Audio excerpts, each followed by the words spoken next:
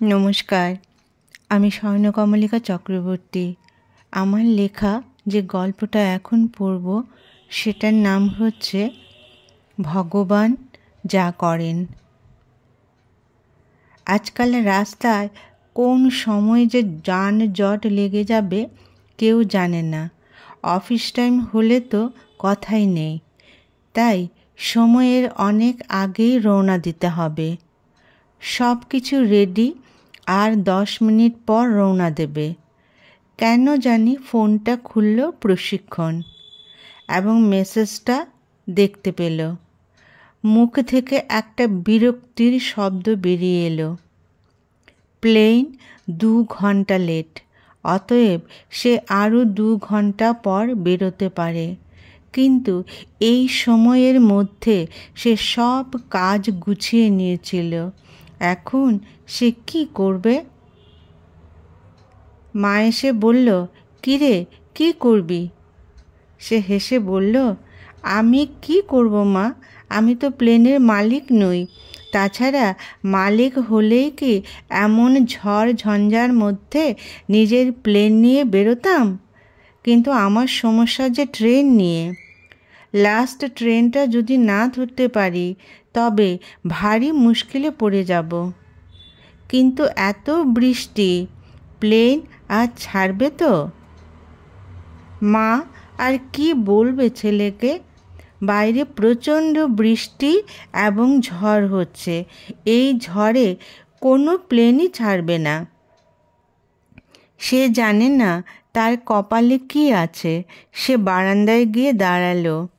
বাইরের কিছু দেখা যাচ্ছে না এবং বৃষ্টির ছাট ঘরে অবধি চলে আসছে। সে ঘরে এসে দরজা বন্ধ করে দিল। ওর ফ্ল্যাটের উপর যারা থাকে তাদের বেশ দামি একটা কুকুর আছে। কুকুরটাকে ঘরের মধ্যে ছেড়ে দিয়েছে। সে সারা ঘর লাফাচ্ছে আর ঘেউ ঘেউ করছে। মনে হচ্ছে বৃষ্টির দিনে সে ওর প্রেমিকাকে খুঁজছে।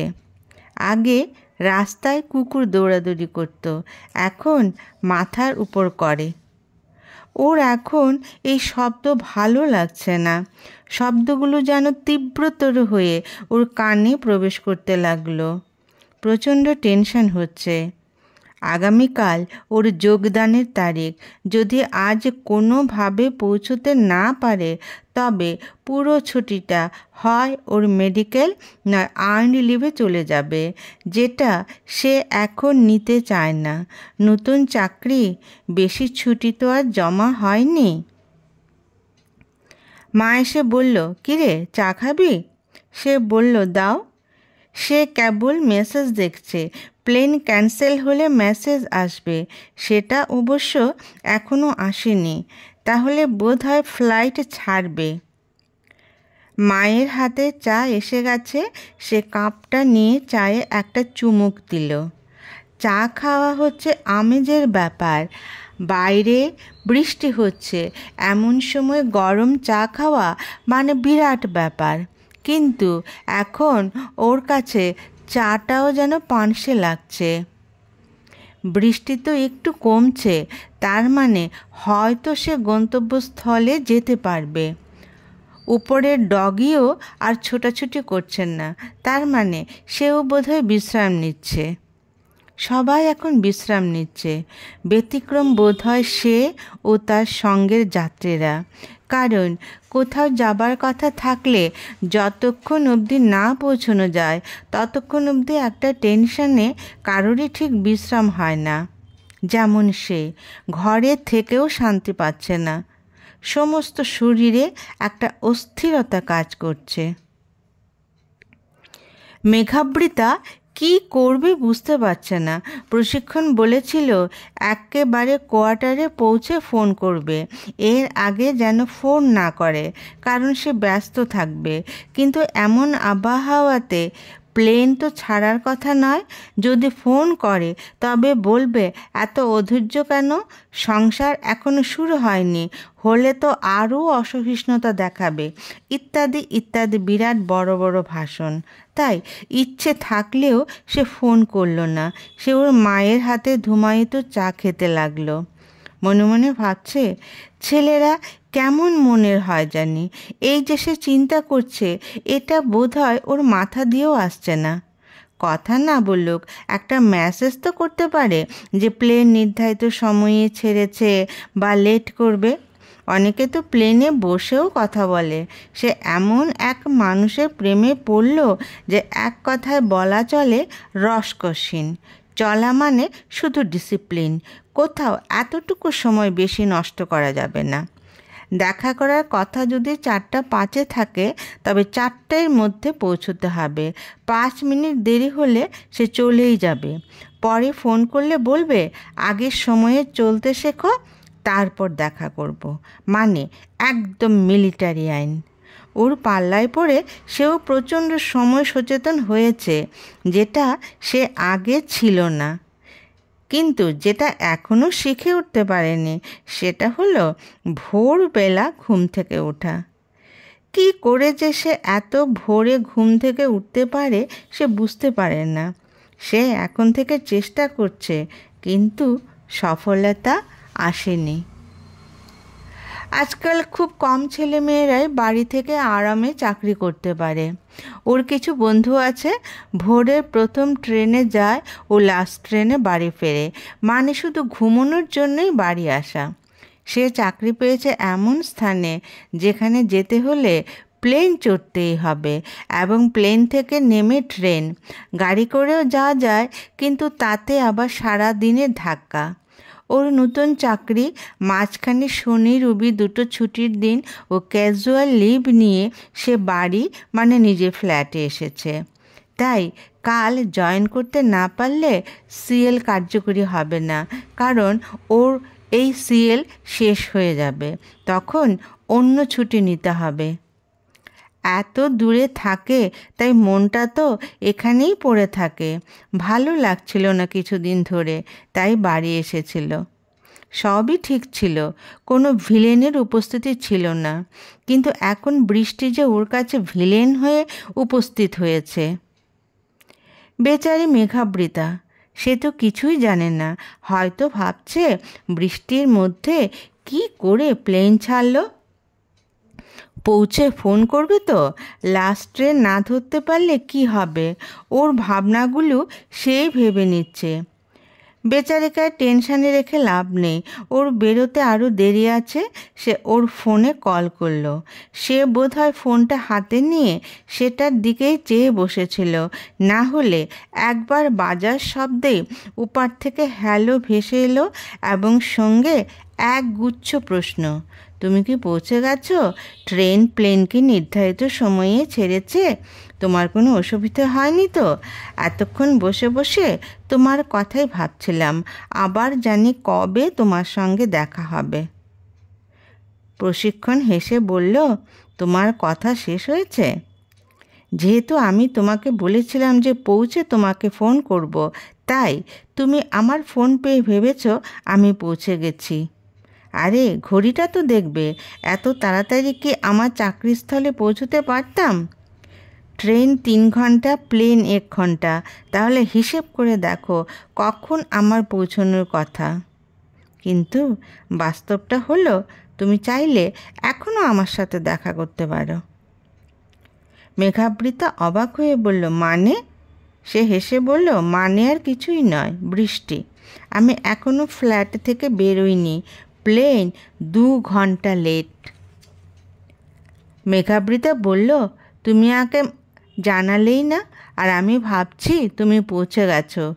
এত বৃষ্টিতে কি করে গিয়েছো তাই ভাবছিলাম। তা কখন বেরোবে? প্রশিক্ষণ হেসে বলল, কি আর জানাবো, যদি লাস্ট ট্রেনটা না ধরতে পারি তবে কোনো হোটেলে থাকতে হবে, এবং আগামীকাল সকালে কোনো ট্রেন নেই যে গিয়ে অফিস ধরতে পারবো, তাই টেনশন হচ্ছিল। এলাম কি সুন্দর আবহাওয়া নিয়ে, আর যাবার সময় একই প্রকৃতি, তাই ফোন করতে ইচ্ছা হয়নি, আর তাই তোমার কাছে কোনো মেসেজ আসেনি। এখন বেরিয়ে পড়ব, এমনিতে প্লেন ক্যান্সেলের কোনো মেসেজ তো আসেনি। মেঘাবৃতা বলল, সব জানিও, না হলে চিন্তা যে হয় সেটা বোঝার চেষ্টা করো। আমি তো একজন মানুষ, চিন্তাহীন ব্যক্তি নই। প্রশিক্ষণ বলল, ভালোই অভিমান জমা হয়েছে বোঝা গেল। ঠিক আছে, জানাবো। এখন দুর্গা দুর্গা বলে লাগেজ নিয়ে রওনা দেই, কেমন? মেঘাবৃতা বলল, ঠিক আছে, যাত্রা সফল হোক। রাস্তায় অধিকাংশ স্থানে হাঁটু জল, ট্যাক্সিওয়ালা গজগজ করছে। এমন দিনে বাড়িতে বসে থাকলেই ভালো ছিল। কখন যে ট্যাক্সি বন্ধ হয়ে যাবে এই চিন্তা মাথায় রাখতে হবে। সে আর ভাববে না, যা হয় হবে। কী হবে চিন্তা করে? ওর ভাগ্য ভালো, গাড়ি সুন্দরভাবে এয়ারপোর্টে এলো। সে নেমে ড্রাইভারদাকে 50 টাকা বকশিস দিল। সত্যি দাদার খুব কষ্ট হয়েছে। দাদা বেশ খুশি হলো, বলল, বাবু তুমি চাকরির জন্য এমন দিনে যাচ্ছ, আমিও রোজগারের আশায় এমন দিনে ট্যাক্সি নিয়ে বেরিয়েছি। ভগবান আমাদের দুজনের মঙ্গল করুন। সে হেসে এয়ারপোর্টে ঢুকে পড়ল। সমস্ত প্রোটোকল পূরণ করে যখন সিটে গিয়ে বসলো তখন প্রায় 3 ঘন্টা লেট হয়ে গেছে।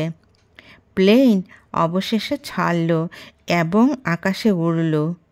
ঘন মেঘ ভেদ করে সাঁতার কেটে প্লেন এগিয়ে চলল। ভগবান যা করেন তা ভালোর জন্যই করেন, কথাটা সত্যি কি? সে তো ট্রেন পাবে না, কাল অফিসে জয়েনও করতে পারবে না। কপালে যা আছে হবে। প্লেন ল্যান্ড করেছে। সে ফোনটা অন করলো। ওর বস ওকে ফোন করছে। এমনিতেই মন খারাপ, তার উপর বসের ফোন। কি জানি কোন কাজের জন্য ফোন করেছে। সে তো এখনও জয়েন করেনি। তাই সে বিরস বদনে হ্যালো বলল। তারপর ওর চেহারা বদলে গেল। পারলে প্লেন থেকে নেমেই লাগেজ নিয়ে দৌড় দেয়। সারাদিনের মন খারাপ এক নিমেষে মন খুশিতে চলে গেল। সত্যিই তো, ভগবান তো সবই মঙ্গলের জন্যই করেছেন। আর তাই তো বস অফিসের কাজে আজই এয়ারপোর্টের কাছে এসেছেন এবং এক্ষুনি ফিরে যাবেন। ওর আজ আসার কথা, তাই বস ফোন করে জানতে চেয়েছেন সে কই আছে এবং গাড়িতে ওনার সাথে সে যেতে পারবে, কারণ লাস্ট ট্রেন চলে গেছে নির্দিষ্ট সময়ে। সে স্যারকে বলল সে আসছে, উনি যেন রাস্তায় একটু অপেক্ষা করেন। সে খুবই চিন্তান্বিত ছিল যাবার ব্যাপারে। এত সহজে যে ব্যাপারটা সমাধান হবে সে সেটা ভাবতেই পারেনি। প্রশিক্ষণের বিস্ময় এখনও শেষ হয়নি। সে ভাবতে চাইছে না আর।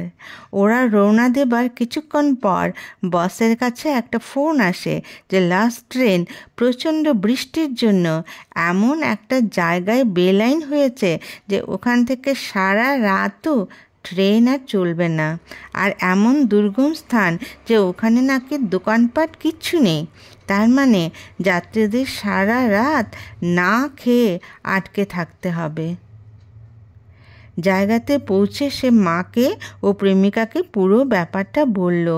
প্লেন লেট করেছিল বলে সে মন খারাপ করেছিল, আর এখন খুশিতে সে ডগমগ। সে ওর বসকে প্রচুর ধন্যবাদ জানিয়েছে ওকে ফোন করে নিয়ে আসার জন্য।